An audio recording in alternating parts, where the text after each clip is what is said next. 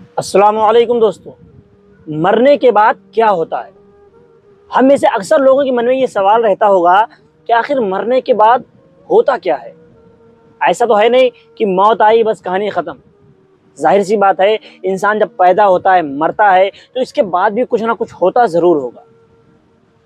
دوستو، بہت سارے لوگ تو یہ جانتے ہی نہیں کہ مرنے کے بعد آخر ہوتا کیا ہے، اور بہت سارے لوگ جو صاحب علم ہیں، صاحب استطاعت ہیں، وہ اس بات کو جانتے ہیں کہ آخر مرنے کے بعد کیا ہوتا ہے۔ تو دوستو، جو لوگ نہیں جانتے کہ مرنے کے بعد کیا ہوتا ہے، ہم آج اس ویڈیو میں اس بارے میں بتائیں گے کہ آخر جب انسان مرتا ہے تو ہوتا کیا ہے۔ دوستو، اگر کسی کے من میں یہ بات ہے کہ مرنے کے بعد ایسا کچھ نہیں ہوتا، سب ختم، تو ایسا نہیں ہے۔ مرنے کے بعد بھی ایک دنیا ہے۔ جس طرح سے یہ دنیا ہے، اس طرح سے مرنے کے بعد بھی ایک دنیا ہے، پھر اس کے بعد میں بھی ایک دنیا ہے، یعنی کئی عالم ہیں، کئی دنیایں ہیں۔ تو سب سے پہلے اگر آپ کو لگتا ہے ایسا کہ ایسا نہیں ہوتا ہے، تو سب سے پہلے آپ سوچئے ذرا، جب ایک چھوٹا سا بچہ ماں کی پیٹ میں رہتا نا، اگر اس سے کوئی انسان کہہ دے، کوئی شخص اس سے کہہ دے کہ تم ابھی جس دنیا میں رہو نا، اب اس کے بعد میں جس دنیا میں جاؤ گے، اس سے کئی گنا بڑی دنیا ملے گی تمہیں، تو وہ کیا بچہ یقین کرے گا؟ تو کہے گا نہیں، یہ جھوٹ بول رہا ہے۔ لیکن حقیقت کیا ہوتی ہے کہ یہ دنیا جس میں ہم لوگ رہتے ہیں، یہ ماں کی پیٹ کی جو دنیا ہوتی ہے، اس دنیا سے کتنی بڑی ہوتی ہے۔ اسی طرح سے عالم برزخ کی دنیا، یعنی موت کے بعد جس عالم میں ہم لوگ جائیں گے، وہ عالم برزخ کی دنیا ہے، وہ اس سے بھی کئی گنا بڑی ہے۔ اور اس کے بعد میں عالم برزخ کے بعد میں جب ہم جنت میں جائیں گے، وہ اس سے بھی بڑی دنیا ہے۔ دوستو، آخر مرنے کے بعد کیا ہوتا ہے، یہ اس چیز پر ڈیپینڈ کرتا ہے کہ مرنے والا کیسا انسان ہے۔ کیونکہ مرنے والے دو طرح کے ہوتے ہیں، ایک نیک انسان، دوسرا گنہگار انسان، یعنی پہلا مومن، دوسرا کافر۔ یعنی کافر کے ساتھ سلوک الگ ہوتا ہے اور مومن کے ساتھ سلوک الگ ہوتا ہے۔ تو سب سے پہلے مومن بندے کی بات کرتے ہیں کہ مومن جب مرتا ہے، یعنی مسلمان انسان جب مرتا ہے، تو اس کے ساتھ کیا ہوتا ہے۔ مسلمان بندے کے پاس جب حضرت عیسیٰ علیہ السلام آتے ہیں، مومن بندے کے پاس جب ملک الموت، جن کو اللہ تعالیٰ نے روح قبض کرنے کی ڈیوٹی لگائی ہے، ان کی روح قبض کرنے کا کام، ذمہ داری حضرت اسرائیل علیہ السلام کے پاس ہے، تو وہ جب روح قبض کرنے آتے ہیں تو مومن بندے کے پاس ہے، اس کی روح بڑی آسانی سے قبض کر لیتے ہیں، یعنی اس کو زیادہ تکلیف نہیں ہوتی ہے۔ لیکن اور اس کے بعد میں جب اس کی روح نکال لی جاتی ہے، اور اس کے بعد میں اس کے گھر والے اس کو نہلانے دھلانے لگتے ہیں، پھر اس کے بعد میں وہ روح کہتی ہے کہ اے میرے عزیزوں، مجھے لے کے چلو، مجھے میرے اللہ کے طرف جانا ہے، جلدی کرو، تم اتنا دیر کیوں کر رہے ہو۔ اس کے بعد میں جب اس کو لوگ لے جا رہے ہوتے ہیں، وہاں پر بھی لوگوں سے کہتا کہ اے لوگوں، تم اتنا سلو کیوں چل رہے ہو، اتنا دھیمے کیوں چل رہے ہو، تھوڑا تیز چلو، مجھے میرے رب کے پاس جانا ہے، آج میرے رب کے پاس جانے کا دن آ گیا ہے، مجھے میرے اصلی گھر کی طرف لے چلو۔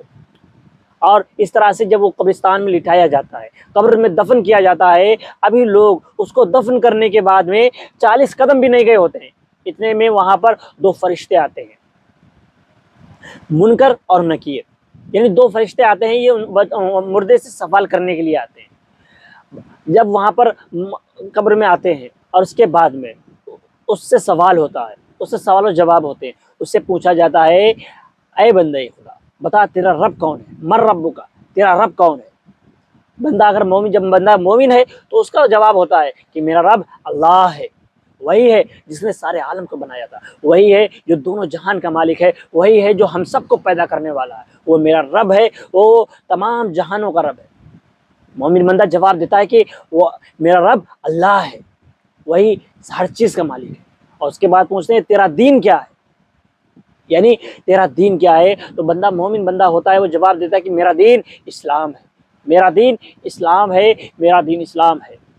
اور اس کے بعد میں وہاں پر بندے سے پوچھتے ہیں کہ یہ شخص، یعنی یہ صاحب، ان کے بارے میں تیرے کیا خیال ہے، کون ہے یہ؟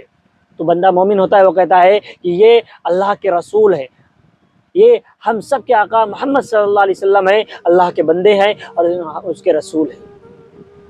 دوستو، اس کے بعد میں فرشتے کہتے ہیں کہ تو نے سچ کہا ہے، تو نے سچ کہا ہے، اب تو آرام سے سو جا۔ اس کے بعد میں اس کو وہاں پر لٹا دیا جاتا ہے، اس کی قبر کو بہترین طریقے سے سجا دیا جاتا ہے، اس کی نظر جہاں تک جاتی ہے، یعنی وہ بندہ جہاں تک دیکھ سکتا ہے، اس کی نظر، حد نظر تک اس کی قبر کو کشادہ کر دیا جاتا ہے، یعنی وہ جہاں تک چاہے وہاں تک دیکھ سکتا ہے، اس کی قبروں کو پھیلا دیا جاتا ہے۔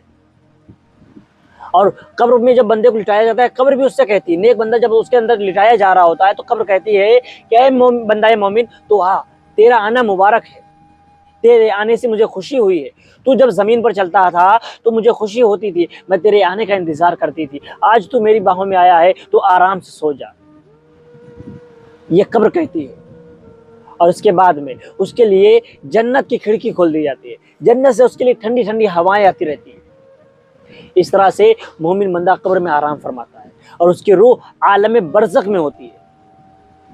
یہ ہوتا ہے مومن بندے کے ساتھ۔ اب آتی ہے باری کافر کی، مشرک کی۔ کافر بندے کی جب روح قبض کی جاتی ہے تو حضرت اسرائیل علیہ السلام اس کے پاس بہت ہی خطرناک، بہت ہی وحشتناک صورت میں اس کے پاس آتے ہیں، اتنی کہ وہ خوف سے ہی کانپنے لگتا ہے۔ اس کے بعد اس کی روح قبض کی جاتی ہے۔ اس کی روح قبض کرنے کے بعد میں اس کی حالت جو ہوتی ہے وہ شاید ہی کوئی دیکھ سکے، اس کو ہم لفظوں میں بیان ہی نہیں کر سکتے، نہ اس کو آپ سمجھ سکتے اس کی حالت کیسی ہوتی ہے۔ اس کے بعد میں جب روح قبض کر لی جاتی ہے، وہ اپنے گھر والوں سے کہتا ہے کہ اے لوگوں تم کیا کر رہے ہو؟ اس کے گھر والے اس کو سجا رہے ہوتے ہیں، اس کو نہلا دھلا رہے ہوتے ہیں۔ وہ اپنے گھر والوں سے کہتا ہے کہ اے لوگوں تم کیا کر رہے ہو؟